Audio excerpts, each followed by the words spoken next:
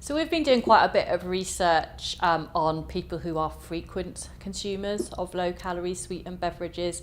And one of the things we've done is to devise a questionnaire to measure people's beliefs and attitudes with regard to low-calorie sweetened beverages. And we find very clear differences between people who are frequent consumers and non-consumers. So specifically, frequent consumers say they like low-calorie sweetened beverages, they find them pleasurable and enjoyable, but they also believe that these products are effective in controlling appetite and weight. So this is really important when we think about psychological theories of dieting, because we know that dieting is very difficult, and often when you're on a diet you're having to forego the pleasure and consume foods which might be healthy but perhaps don't taste so nice.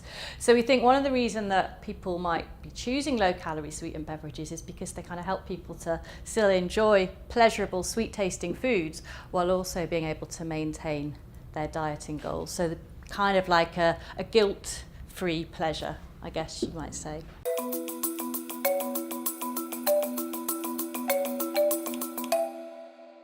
So our research doesn't show that at all. So we've done research specifically with people who are frequent consumers of low-calorie sweetened beverages. So these are people who are consuming over 825 ml per day, so just shy of 3 kind of cans of Diet Coke a day. So people who are consuming a fair amount each day. But what we're actually finding is that this is a helpful strategy in terms of calorie intake. So we've done experiments where we have deprived frequent consumers of their usual low-calorie sweetened beverages.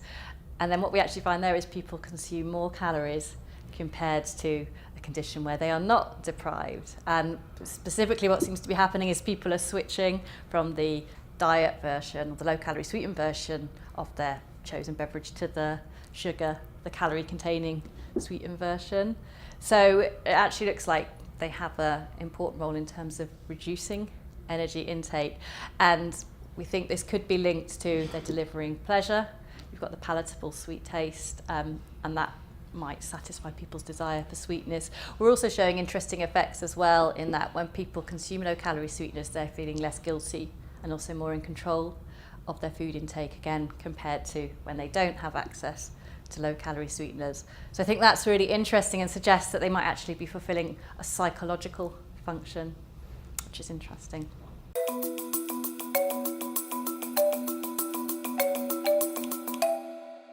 So I think there's a lot of skepticism about low-calorie sweeteners among consumers, and there is a real belief that they might not be helpful, and there's a belief that they make people put on weight, promote a preference for sweet-tasting foods, cause cancer even. So there is a lot of misinformation out there that isn't backed up by the scientific evidence. So I think one really important thing is to communicate research findings so that consumers are aware.